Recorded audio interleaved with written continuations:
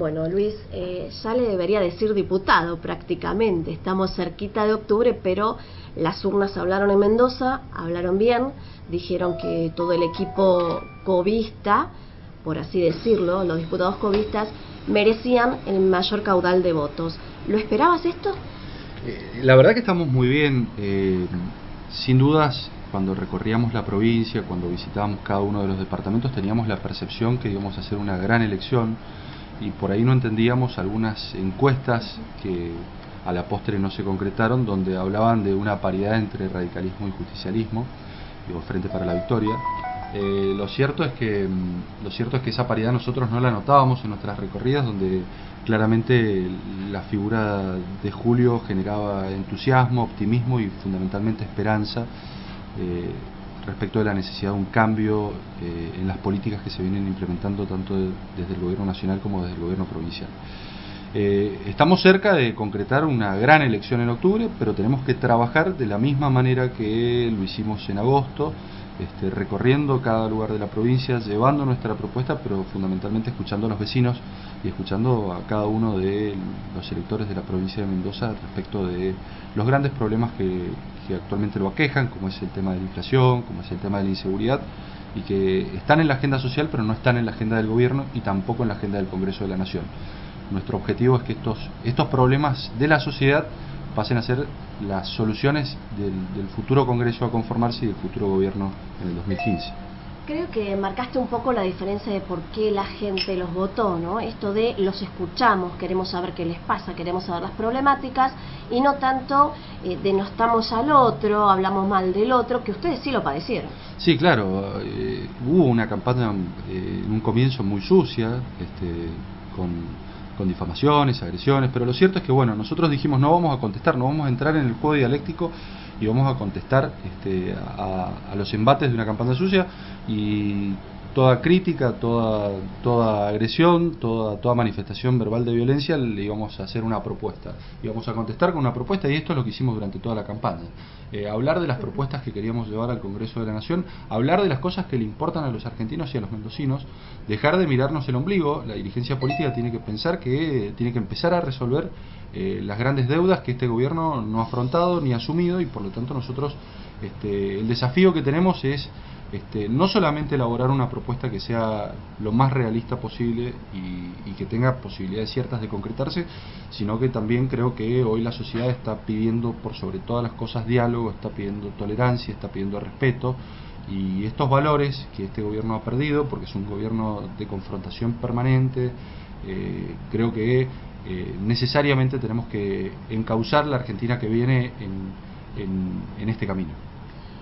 Luis, en poquito tiempo más vas a empezar a trabajar en el Congreso de la Nación.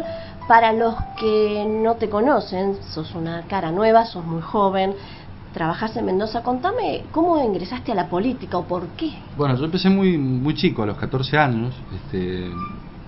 Tuve mis inicios en la actividad política, la verdad, desde el colegio secundario.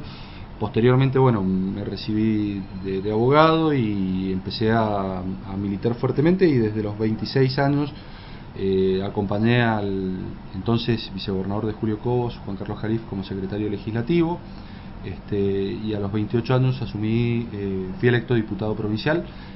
Este es mi segundo periodo como diputado provincial. Fui presidente de bloque durante la gestión de Julio, presidente del bloque del UCR. Y bueno, y en mi desempeño en la legislatura me ha abocado a uno de los principales problemas que tiene la provincia de Mendoza, como es el problema de la inseguridad, y en donde necesariamente la sociedad exige respuestas y la dirigencia política no las da o no está a la altura de las circunstancias. Siempre son respuestas espasmódicas, coyunturales, pero no son respuestas de fondo. Pareciera ser que a los gobiernos les molesta que estén instalado en la agenda pública el problema de la inseguridad, pero necesariamente lo tenemos que instalar, porque desde la política tienen que venir las respuestas para combatir la inseguridad. Pensemos que en la provincia de Mendoza ocurren más de 180.000 delitos, y a nivel nacional más de 1,5 millones de delitos, y sin embargo tanto las respuestas como provinciales como las nacionales son de negar el problema, y al no tener un buen diagnóstico y al no tener un acertado diagnóstico, lo cierto es que las soluciones que se ofrecen no alcanzan para disminuir esta ola de inseguridad creciente que vive la provincia de Mendoza y el país. Pero vos trabajas mucho y hay una ley que incluso tiene nombre. Claro, bueno, sí, el año pasado nosotros creímos indispensable que la provincia de Mendoza tuviese su propio código de ejecución de la pena. La verdad es que se venía produciendo en la provincia, y también ocurre a nivel país, las salidas anticipadas de delincuentes condenados que aprovechaban esas salidas para o fugarse o seguir cometiendo delitos. Y por lo tanto nosotros, una de las propuestas que hicimos en ese entonces era establecer que para aquellos delitos violentos, los homicidios, las violaciones, los robos, en definitiva las personas que hubiesen sido condenadas cumplieran la totalidad de la condena dentro de los establecimientos penitenciarios. Esta propuesta la queremos llevar también a nivel nacional. Nos parece que es necesario revisar toda la legislación en materia de seguridad, el Código de Ejecución de la Pena, en donde no solamente todo homicida, todo violador o todo delincuente violento tiene que cumplir la totalidad de la condena en las cárceles, sino que también nos parece importante enfrentar al crimen organizado y que aquellos narcotraficantes, aquellos tratantes de personas, aquellos traficantes de armas también necesariamente deban cumplir la totalidad de la condena en los establecimientos penitenciarios. Eso es lo que tiene que ver con la ejecución de la pena, pero hay que necesariamente realizar una profunda modificación del funcionamiento de la justicia.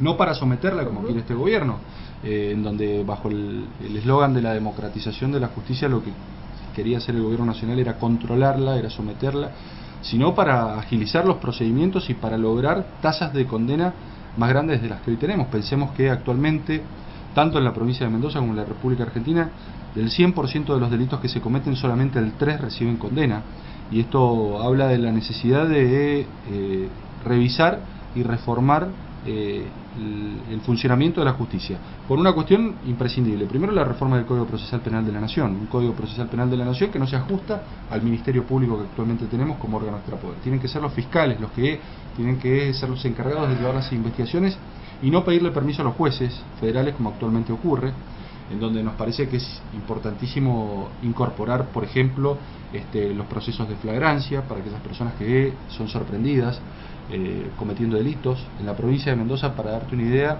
los procesos de flagrancia tuvieron un resultado muy importante. En 21 días logramos que una persona pudiese tener una condena, cuando el tiempo normal de una causa penal es de 2 años. En estos procesos de flagrancia nosotros logramos que en menos de 21 días una persona esté condenada desde el momento en que cometió el hecho delictivo. Estos procesos hay que trasladarlos al orden nacional, donde nosotros necesitamos que esta justicia decididamente salga a combatir al crimen organizado, y en donde a ese crimen organizado necesitamos ponerle un Estado organizado. Y tenemos que también trabajar muchísimo en la prevención, en donde desde la reforma de la ley de los servicios de inteligencia, donde la Secretaría de Inteligencia del Estado debe dejar de espiar a políticos y gremialistas y pasar a desbaratar bandas organizadas que operan en el país. Nos parecía imprescindible introducir fuertes reformas en ese sentido. La ley de seguridad interior también tiene que ser revisada, y la legislación penal en general. El Código Penal, sin lugar a dudas, debe ser otro de los puntos a reformar, si en definitiva nosotros queremos empezar a solucionar los graves problemas de inseguridad, pensando en el corto plazo. Y sin duda en el mediano y en el largo plazo hay que trabajar mucho en la inclusión y en la educación, si lo que nos importa es cerrar el grifo que actualmente está originando delito y violencia. Te saco ya un poco de los temas más serios. Desde los 14 años en política, igual sos una persona joven, pero ¿qué se gana y qué se pierde en la política?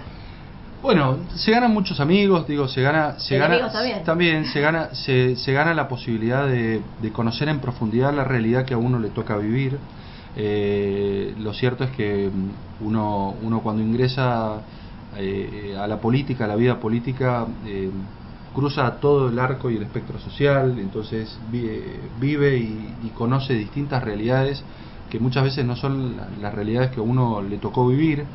Y fundamentalmente lo que uno gana es la posibilidad de ayudar a transformar la realidad y a mejorar esa realidad. Los políticos son una suerte de arquitectos de la vida social. Entonces tienen la capacidad de diseñar y planificar el país que le queremos dejar a nuestros hijos. Y eso es invaluable. Tener la posibilidad de contribuir en el diseño, de decidir respecto del país que queremos, en que vivan nuestros hijos, es lo más bonito, digo, sobre todo cuando uno lo encara teniendo en cuenta el bien común. ¿Qué se pierde?